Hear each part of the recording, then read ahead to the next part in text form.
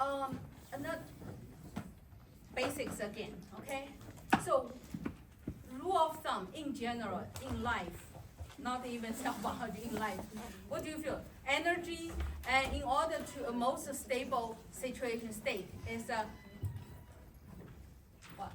Cost energy most stable, right? Less energy needed, right? That's a rule of thumb. So that's why we have to back something in general, then we can start from there. So back to the point, last class we talked about the hydrophilic portion. Remember we talked about acetone and in water, and 2-methylpropane, right? Or hydrophobic, you can expand the hydrophobic molecules regions in the aqueous environment, right? So, and whether it's favorable, right? And hydrophilic molecules is happy in water, right? We talk about like acetone, they can integrate into the water network and form the electric, those a positive negative charge portion, they can form, right? Oxygen can form the electrical interaction, and can also form hydrogen bonds with water molecules. They are happy, perfectly fitting. And while hydrophobic molecules, you have to organize water, right? Water molecules, break some hydrogen bonds, and that is an energy cost event, right? So that's why we talk about if we have 2, 3 different regions hydrophobic molecules, if they have a chance to interact with each other, then water molecules kind of push them together because you will generate smaller cage, water shelf to protect, right, to surround those hydrophilic portion. Does it make sense? So again, this we're going to use. Are we clear now? I'm trying to help you also. I think that's a general thing for the class because this is everybody will usually take for granted. So simple, but I force you to get to that bottom because to think clearly. A lot of other interactions we're going to talk about lipid molecule, lipid molecules, lipid proteins, or the saccharide sugar molecules.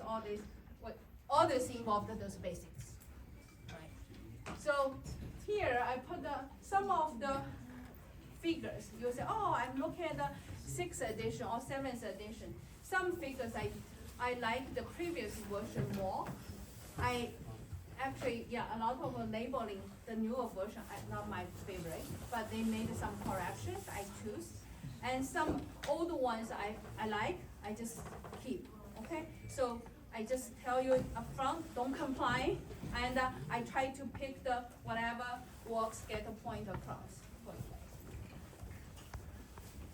We already went through this slides on last class. Here I just emphasize a few points because several students asked me the question, asked me a few questions regarding this topic. I wanted to just make sure everyone else will get it.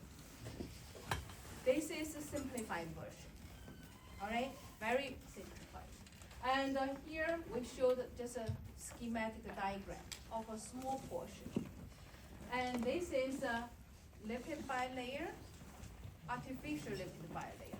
It's not a real membrane, right? Real membrane, what are the difference between artificial lipid bilayer and the membrane, real membrane? Protein.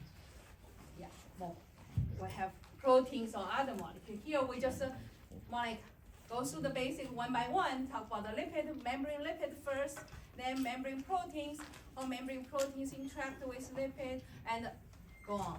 And later chapters even talk about where those lipids are synthesized, how they get to their target organelle, their target destination, and then where the proteins are synthesized, how they are processed after translation, right? So that's important when you take exams, my exam, other exams, MCAS or whatever. Read the context carefully. Sometimes you jump ahead, say, oh, I just look at the ABCD, look at the context, read the question carefully, all right? That's a tip for being here, okay? So So very important. And we generate questions, give you exams online. But we do not want it, people can just cheat, everybody get 100 points, 100%. Then we're in trouble.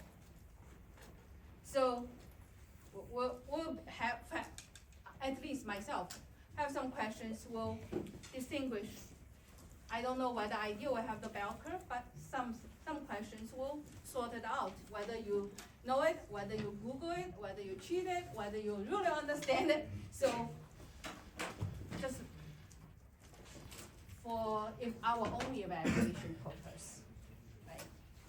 Okay. Back to the topic.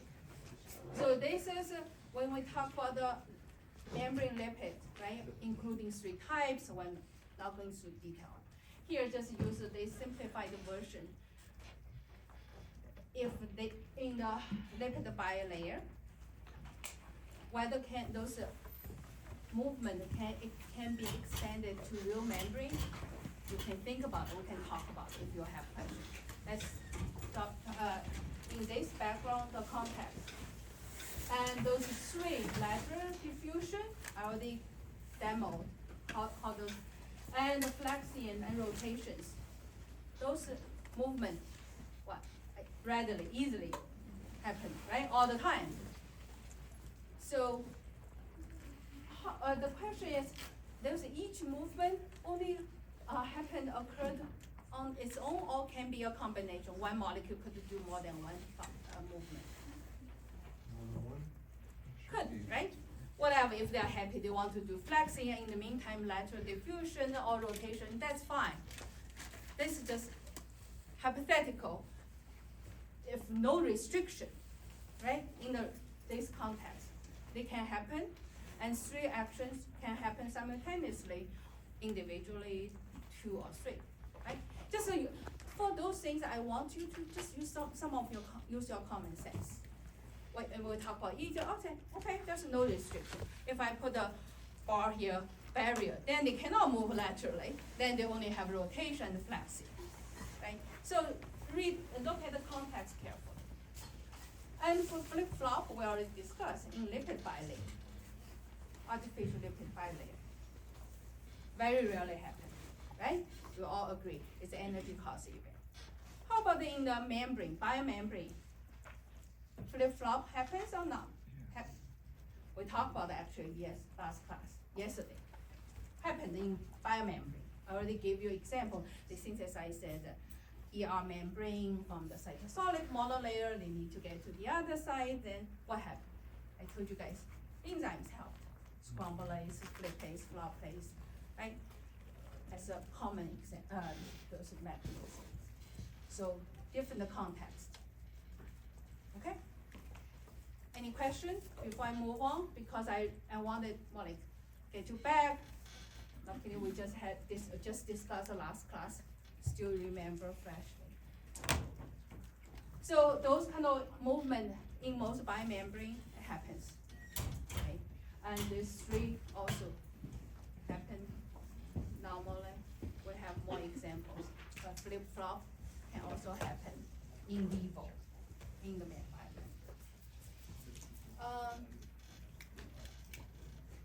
I hope you at this point you are very good, understand or feel like whenever we think about membrane, you think about those lipid molecules form like 2D lipid fluid, right? Does that come naturally to you now? Think about membrane, they say almost like 2D fluid, things are moving around, but not everywhere, right? Compared with 3D everywhere. But these are usually limited at their monolayer, or depends if it's transmembrane protein, could be both, right? But 2D. Make sense? Yeah. Try to use your own way to really understand that when you review, when you appreciate other papers, will be natural. That will be natural to you. It won't be too complicated. Just think from the bottom, basics. All right. All right. Remember when we talk about phospholipid, the hydrocarbon tail, and emphasize in many diagrams shows one straight, one had, there's a kink, we'll talk about this, double bond. And here, usually when I discuss membrane or membrane lipid, I want you to think about things in life. You talk about all these nutrition suggestions, advice, YouTube will tell you omega-3 or omega-6 is really bad, omega-9 or whatever. You hear all those things. Now you learn a little bit more about membrane, you will be expert, try to appreciate from not like people say whatever you take. You can be critical to judge which way makes more sense. Should I eat olive oil, or should I eat avocado oil, vegetable oil, margarine, butter? You make your own choices, okay? And you should have a more background, biological background to judge their comments or advice. And if both those hydrocarbon tail do not have any double bond, just imagine more like straight, and then more extend. And when two monolayer form lipid bilayer, common sense, it makes sense. It will more thickness will be thicker, compared with if generate a kink, right? It's just shorter, and not only shorter, they also can. We see many of those diagrams shows two monolayer, the hydrocarbon tail can intermingle a little bit, right? So those are those are possible of if more kink, more space, and think about the energy most favorable, the movement then stabilize, and also depends on whether there's any pressure on both sides. All those things could affect the arrangement of those molecules, right? But if they are so strict and this, then less buffer space compared with there's kink space, right? That makes just general make sense. Steric interference or major point, there's a cis double bonds in those hydrocarbon tails in the membrane lipids really will affect the packing, will affect the thickness of the membrane. And packing, there are more meaning we're going to discuss. How, if affect the packing, what's the consequence? Right? There are other things, why we need to eat more omega-3, and why omega-6 is bad. Don't ask me detail, okay? Well, not, but just want you to think a little bit. Here, there's a double bond, right? Make it generate a kink. Steric interference, so more difficult for them to pack against each other. So then this lipid will become hard to freeze. That's something, have you thought about that? Like why some bacteria, do you know the polymerase, Taq polymerase? It's initially purified from those temperature high resistance bacteria, thermobacteria, right? And how come those bacteria could survive in the high temperature, hot spring, and some cells cannot, right? Why certain organisms, they change their membrane composition. So through the evolution, if you cannot treat them hot temperature or grow in the hot temperature, eventually some mutations will survive. And then you can imagine why in the South Pole, North Pole, why those certain organisms, certain species could survive in such a cold weather. Why if we have a human, right, normally our body temperature 37, and we have less adaptive temperature, we have to protect ourselves. Otherwise, certain cell will get frostbite, so cell will die, and those viabilities, right? The packing will help, will affect we'll talk about the melting temperature, whether the membrane maintains its fluidity. Maintain membrane's fluidity is important. because many enzymes and other functions, you do need a fluidity. If they become a solid frozen, then won't accomplish its job, right? Will be, could be lethal, harmful. So, then we'll discuss a little bit more how this affected the membrane fluidity and, whether easy to freeze or harder to freeze. And I hope after we discuss next couple slides, you'll be able to, find your own answer if we give you a question in which scenario, how temperature or low temperature you cannot figure it out. Then, yeah, we'll talk about more, already discussed the thickness of the membrane. So the fluidity, is important for cell function, for membrane function, of course, for cell function. Then how this fluidity is controlled, regulated by the composition of the membrane lipids. Here, this example, I adapt this figure from biochemistry, one of my favorite biochemistry textbooks. Back my days, I don't know whether there's better one now. Strier's biochemistry. If there's a hydrocarbon, right? And you can see these molecules, there's stearate, 18 carbon, and then there's no double bond, right? Saturated. And they can pack happily against each other, right? With a polar head and a hydrocarbon tail.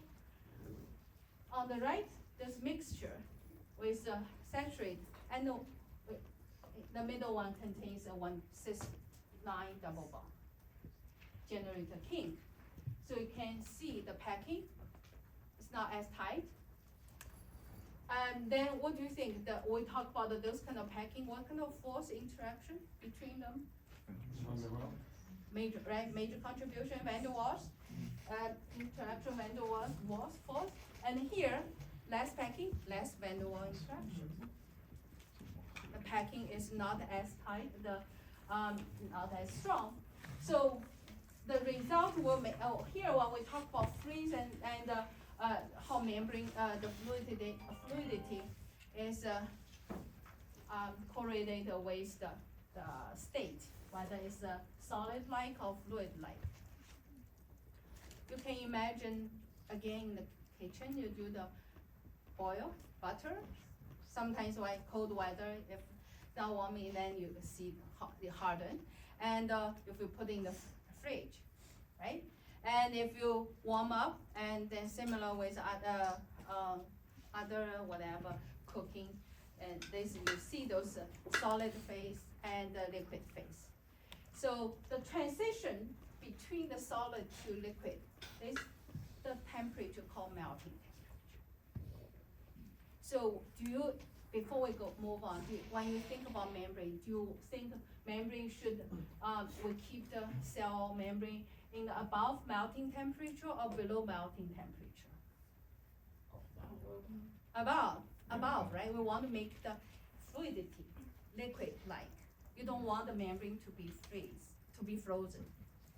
So that depends on composition.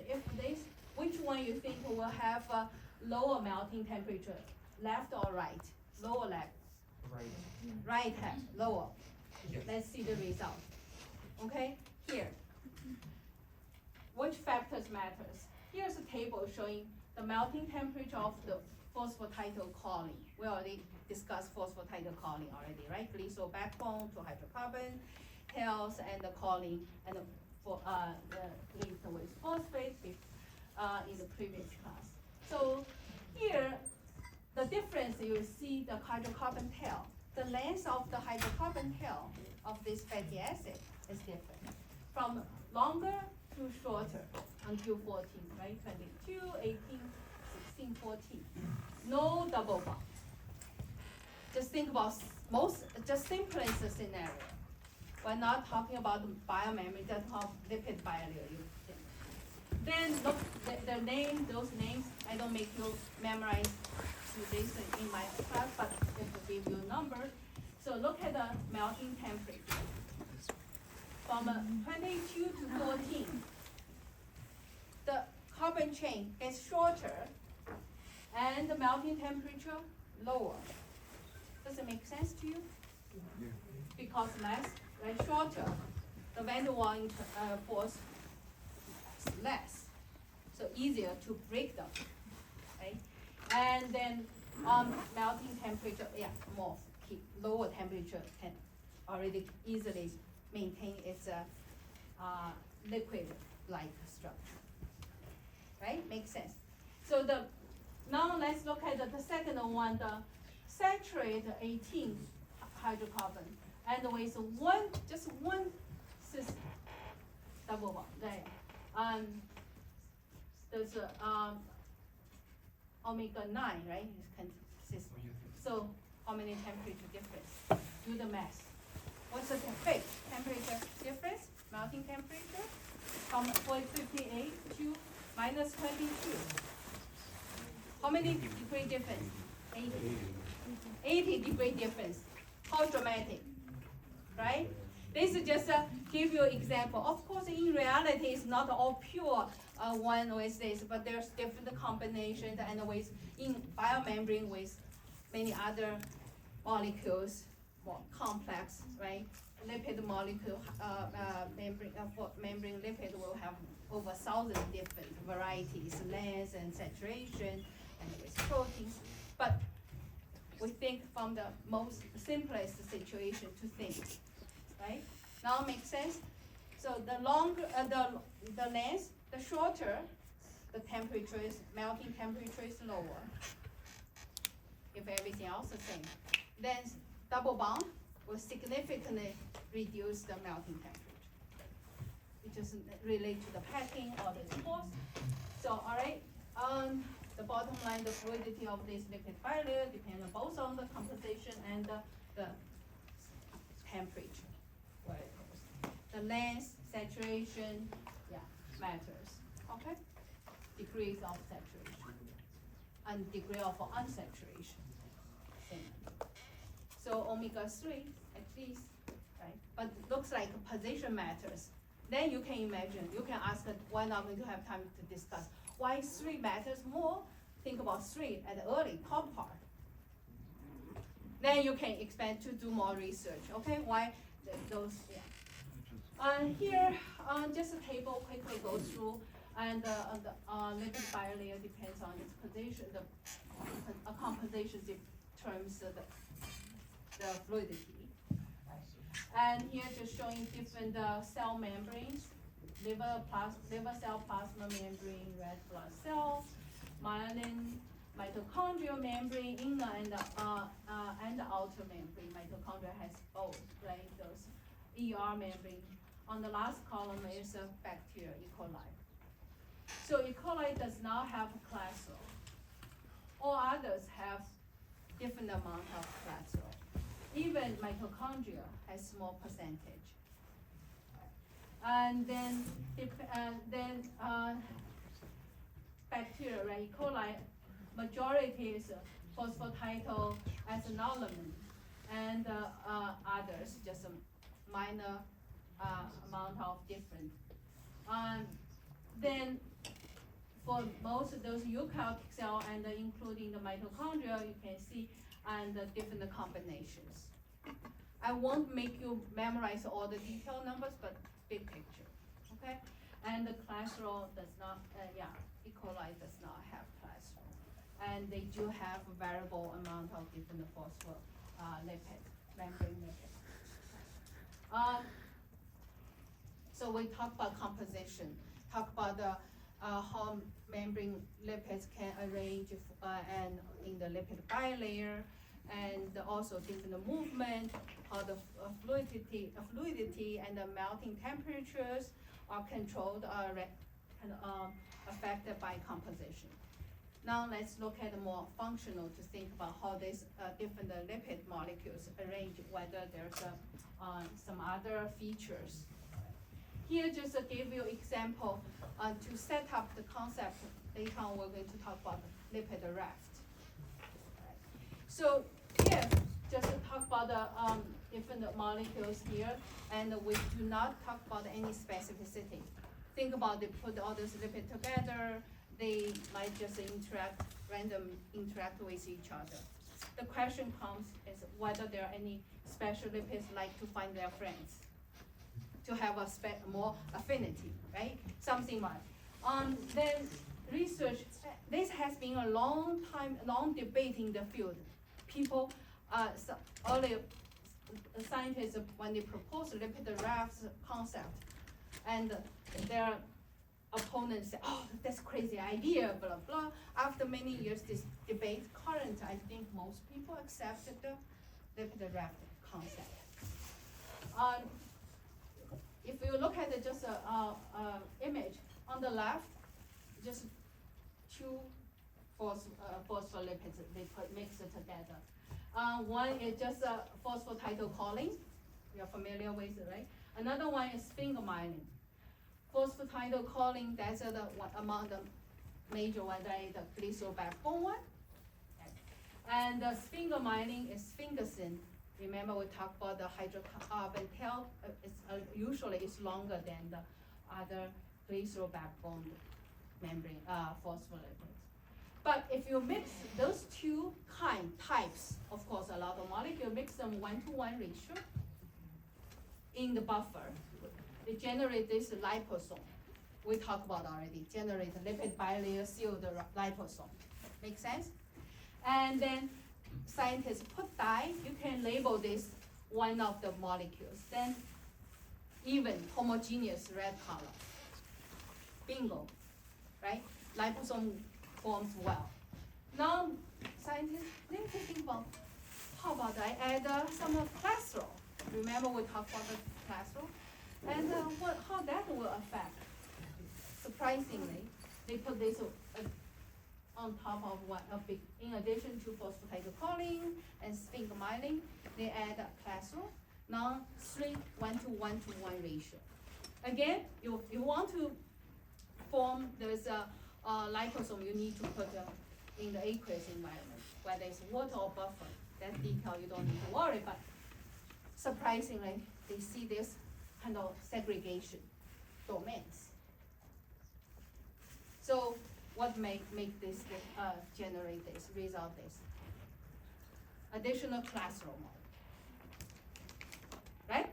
Only difference you add 1/3 of cholesterol. So then we go back to some mechanism. Think about that later on. A lot of research. Then this is a little bit more.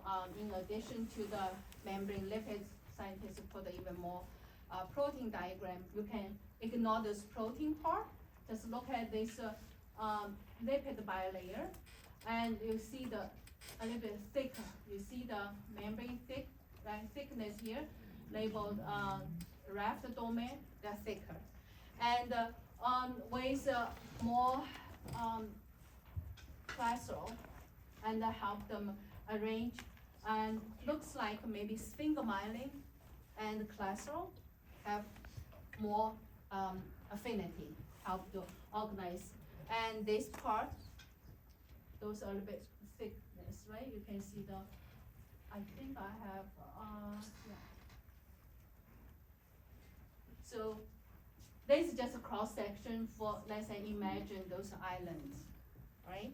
And because due to the addition of cholesterol, and instead of phosphatidylcholine, sphingomyelin randomly mixed, now they probably cholesterol and bring the sphingomyelin a little bit more association. Then the hydrophobic part is thicker, so that's why they generate the so-called lipid raft. All right. So the bottom line is cholesterol here. If you don't have sphingomyelin, probably also won't have this. If you all have phosphatidylcholine, phosphatidylethanolamin, maybe they won't be able to do. So again, what kind of lipid molecules and whether it has cholesterol probably matters. All right. The take-home message is membrane lipids. Even though when we look at the lipid bilayer, we think they're all homogeneous. Then if you zoom in reality, you have the more different variety, different lengths of a hydrocarbon tail, whether it's saturated, unsaturated, and then you add more protein there, can be more complex. Right? Those, again, back to the bottom line.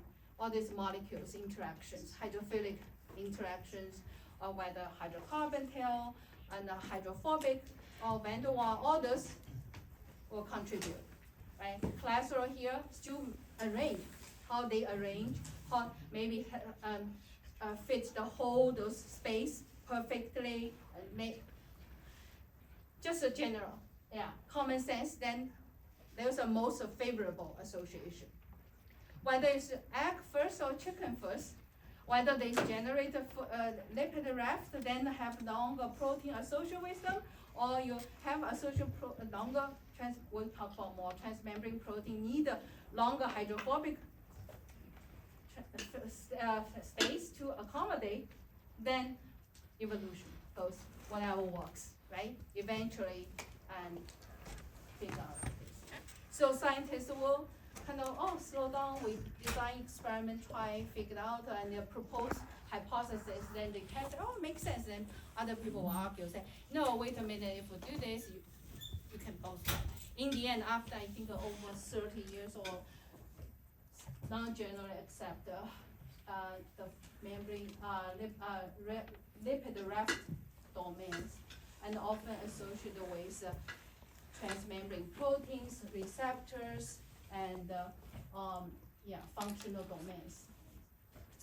And I put a few, and the link, there's Kai Simon lecture videos. He is one of the pioneers in the lipid raft field. And he was actually collaborator, he worked with my former advisor, Future Global. And they worked together for a long time. I initially thought he was postdoc, but I think they were more like junior faculty work together. Then he already retired, and he is a pioneer in the field. He gave a lecture a couple years ago in memory of my former advisors. Then he gave a talk about the lipid, then even more. Currently, he already retired. He want to work on some kind of biotechnology, because he's a lipid expert, right? Think about, can we just draw blood or get some blood, then test lipid compositions, see whether some disease relevant, instead of do more biopsy or others. But that's a hot field. I think there's a great future, but it can be complicated. It's not the Stanford what the movie was, those fake ones, but they're trying to work on the lipidomics or something like similar ideas. You can watch, if you don't have time, just watch first one, then see whether you want to continue to watch others. Okay? All right. This is just a model. Any question for the lipid raft part? And you can watch this short movie. Small part, talk about how those proteins, after they were synthesized from ER, then export all the way to the membrane through the cytosis and get to the plasma membrane located at this membrane lipid raft on the plasma membrane, already arranged in the vesicle. So, all right, I'm not going to show the movie, but just put here, you guys can watch and link to the earlier slides we discussed, see whether it makes sense to you. Couple more slides, then we'll finish the membrane lipid part. So we talk about all this composition, arrangement, then how about this membrane lipid? We here think about membrane situation, but just ignore the protein here. It's not just artificially you put some lipid, but think about the membrane lipid. Extracellular phase, this is an example of membrane lipid of red blood cell. This is red blood cell, those are good material for scientists to study membrane, especially early stage, because easy to get and no contamination of many other organelle membranes that make things more complicated. This is relatively easy to study plasma membrane. So look at the extracellular space and the cytosolic space. There's two monolayers. So the main point here, what do you think I'm going to focus the point? Can you look at this image, think about the key points? Symmetry issue. Is it symmetric or asymmetric? Asymmetric, right? Very important, asymmetric. So what molecules, let's say sugar molecules, where are the sugar molecules? Mainly located at the outside, excellent. Actually, in this case, currently, at least, and currently accepted always, they say always on the non-cytosolic side. Extracellular is non-cytosolic. You guys agree? Why I say non-cytosolic, not just extracellular is kind of non-cytosolic. What other membrane monolayer is non-cytosolic? Organelle one is inside the loop, facing the lumen of any organelle. That's, yeah, as long as they're not facing the cytosol, they're not, those sites all called non-cytosolic. That's a very important basic concept. You can easily think about what we learned about extracellular, fine. Then say, if a question give it to you is non-cytosolic, you say, oh, non-cytosolic, which means I have to consider besides extracellular, how about the ER lumen, Golgi apparatus lumen, or nuclear or whatever. You just try to think about whether it's a non-cytosolic. Okay, this is just general. I want you guys to have more common sense. When you never see this, why she said that? Why she cannot just say cytosolic side or extracellular side? Why we emphasize cytosolic side or non-cytosolic side? Which means I want you to know a little bit more, right? And unless you think I had a typo, but just even if it's typo, you just do as my typo. I'm joking, okay? So I remember when I was in middle school, I was so confident. I know the physics so well. I said, if this question I couldn't answer, must be teacher's problem. So I will ask the teacher, did you make a mistake? Teacher, sometimes yeah, oh, I'm sorry, made a mistake. I said, okay. I was super confident I could solve that. Anyway, so that joke, just make, usually when the exam questions sometimes have problems, but that's it. If you take MCAT, if they have a problem question, then eventually everybody will get a point or remove the question. So, okay? You don't have to worry when you take exam. Don't worry, if you think it's a mistake, you answer whatever you want to answer. If it's a real mistake, and will be fixed, will be fairly fixed, okay? So don't just say, oh, professor, I have issues. Don't waste that time, okay? You answer your question. So that's again common sense. So another point here, asymmetric, you guys all got right? Sugar chains, those are either in the glycolipids or glycoproteins. Those sugar chains are located in extracellular here, and now usually it's on the non-cytosolic side. And the lipid molecules, which one has a net negative charge? I emphasized last class, phosphatidylserine, PS. I even post a review, editor's review in the interesting paper for people who are interested in when the phosphatidylserine will change the location in apoptotic cell or necrotic, those cell deaths, died cell, and how they got to the extracellular monolayer. But the phosphatidylserine in healthy cells, located in the cytosolic monolayer of the plasma membrane. Those are the healthy cells.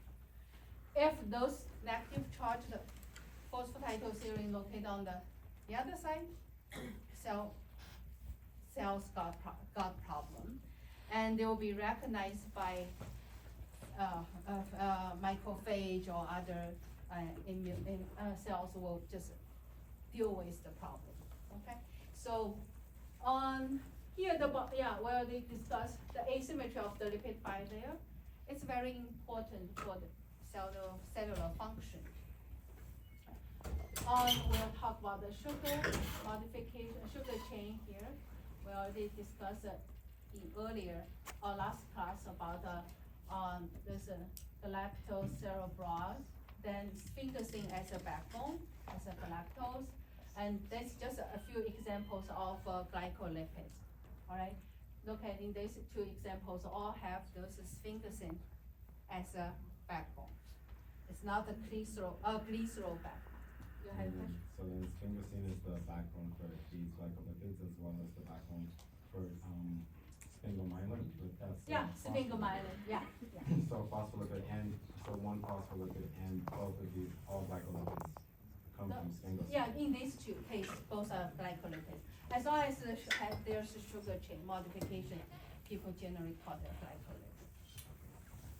And this is just a detail about the nana portion. All right, I put a bullet point here on glycolipids right here. In bacteria and the plant, almost all glycolipids are derived from glycerol backbone. And as most phospholipids, those are the majority glycerol backbone, those phospholipids. There's major one in plant and bacterial cells. However, in animal cells, almost all glycolipids are based on this sphingosine as a backbone, not glycerol backbone. In animal cell, right? Here, because that example, there's that blood cell and those. Answer your earlier question, sphingomyelin also has the sphingosine as a backbone. Those one has a longer hydrocarbon tail, hydrophobic portion.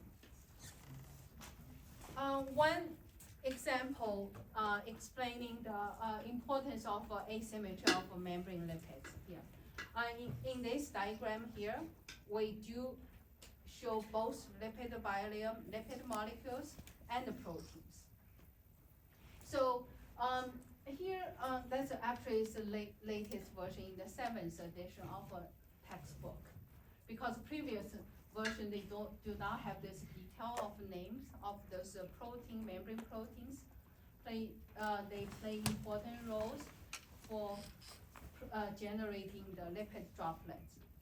I already discussed in first class whether lipid droplets is organelle. Remember? Did I mention? We talked about when I discuss classic terminology for organelle and the non-classic concept. Membrane, bond, there's regions, right, compartment. That's a classic way of call the organelle. I thought I talked about lipid, but anyway, so if not, based on this concept here, this lipid droplet. On the right is a lipid droplet. Don't be nervous, I'm going through, okay, this. So this lipid droplets, do you think this is considered as a organelle, classical definition? So if you think yes, why? Because then you say, okay, this even though it's not a lipid bilayer, not those classical membrane, but it's a monolayer. Also has proteins. So the bottom line conclusion is, now after all this debate, people don't agree these lipid droplets are kind of organelle. So it's because it's a monolayer and it has protein? It's a membrane, yeah, because the internal is hydrophobic. It won't form a lipid bilayer. So monolayer is sufficient. So this, if you agree or disagree, the definition is generally accepted. Now it's a organelle, okay? Because again, back to the first slide I wanted to talk about, again, the bottom line, how these molecules interaction. So those yellow molecules here in the middle, triglycerol, and many molecules of triglycerols, and cholesterol ester. Those are all hydrophobic molecules, right? Do you think hydrophobic molecules would interact happily with polar heads of lipid bilayers? No. Are they happy with hydrocarbon tail? Yes. Right? So how about this monolayer here, membrane separate the internal from the outside? Yes. Different, totally different inside, right? Okay. So you take as a conclusion, it's a kind of organelle. How this lipid droplet form, think about here, as I said, if you zoom in this thick gray membrane here, it's not monolayer, it's a lipid bilayer. Then here, two major players here, assembly factor showing blue, and the red one is called sapin molecules. And located, those are membrane proteins. We'll talk about more membrane proteins later. So those proteins, and they can form oligomer, all right, multiple one. And then those assembly complex, those assembly factor and the serpin, they form those oligomer. They help to make the accumulate those yellow ones, triglycerols, and cholesterol ester, those hydrophobic molecules located in the hydrophobic layer between those hydrocarbon tail. Remember we talked about liposome?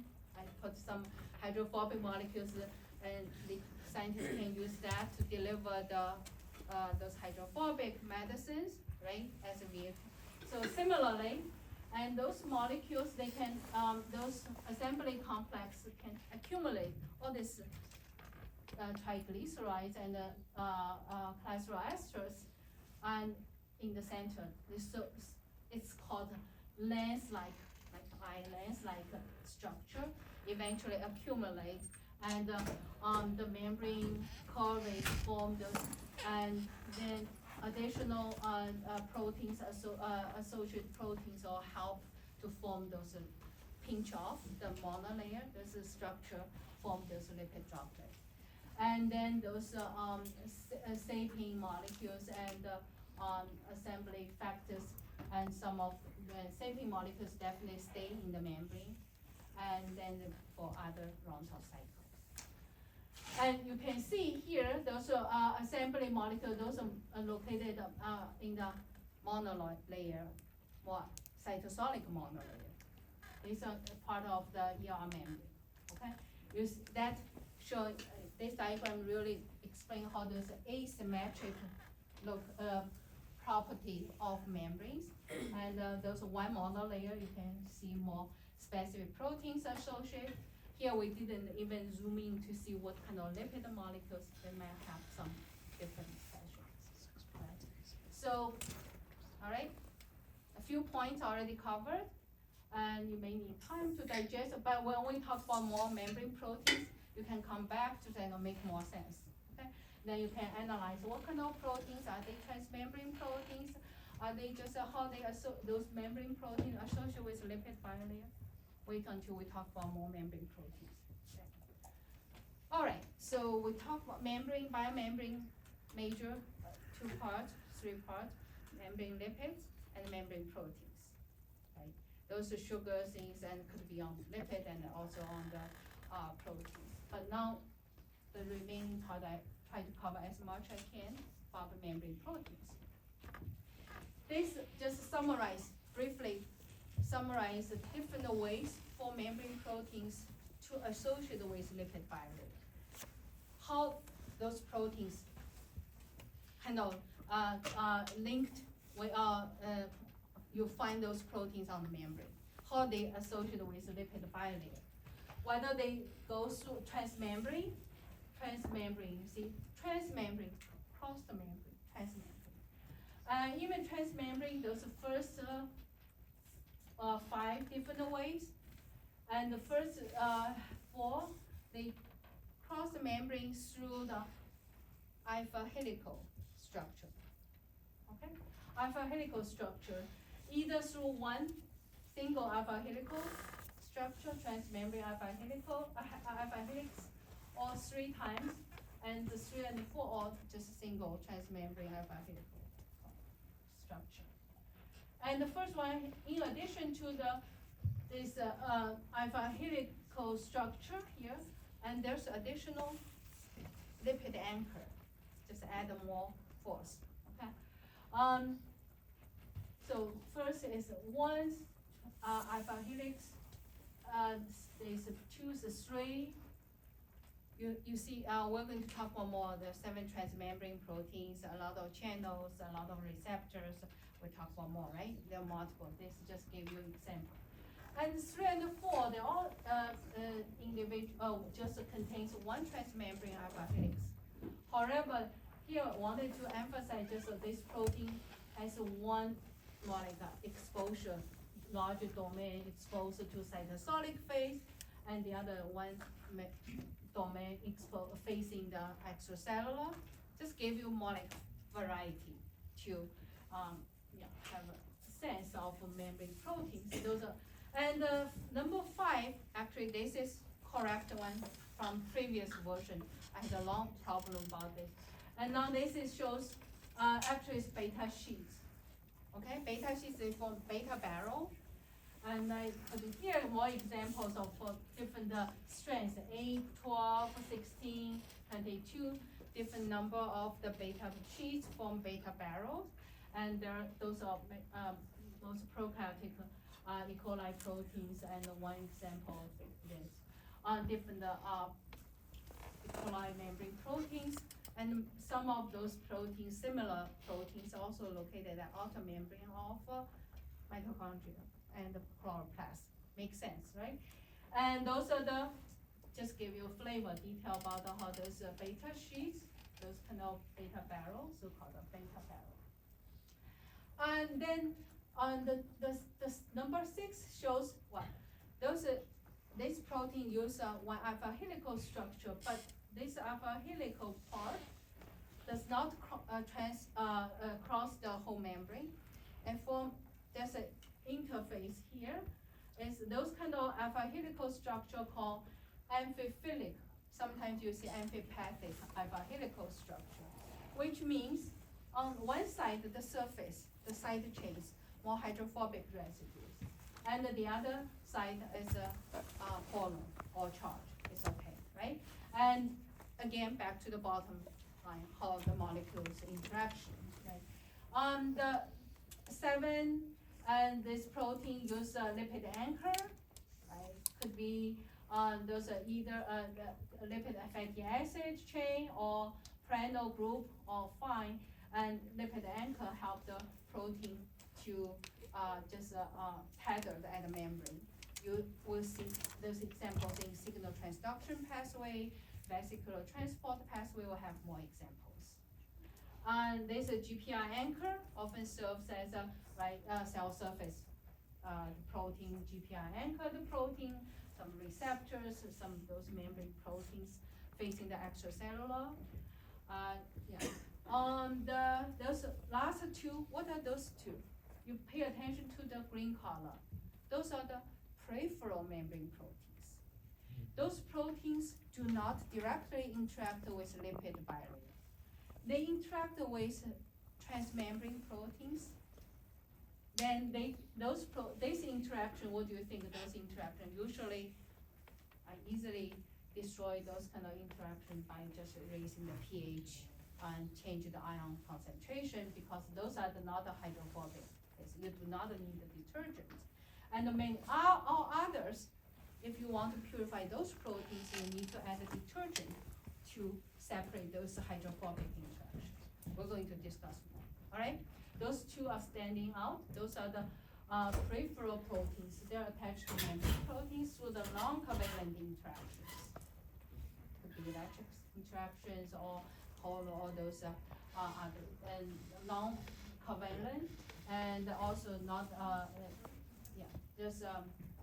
depends on the interface, could be different, but those are non-covalent, and they can easily purify peripheral proteins. So all others, those are considered integral membrane proteins. integral membrane proteins, which means those proteins interact with lipid bilayer directly, either through their own domain of the protein, regions of protein, or through the modified covalent linked lipid anchor or GPR. All right?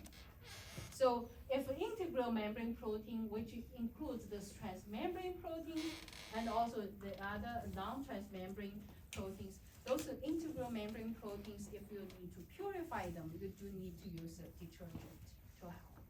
Okay?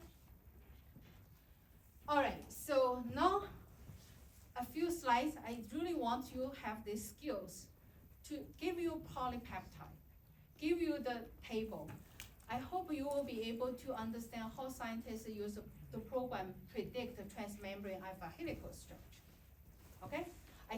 To me, I think that is cool, and at least you will appreciate those results. So let's start a few things. We'll talk about transmembrane alpha helical structure. We're not use those method I'm going to discuss called hydropathic plot. Use this method, we can only predict whether these proteins contains the regions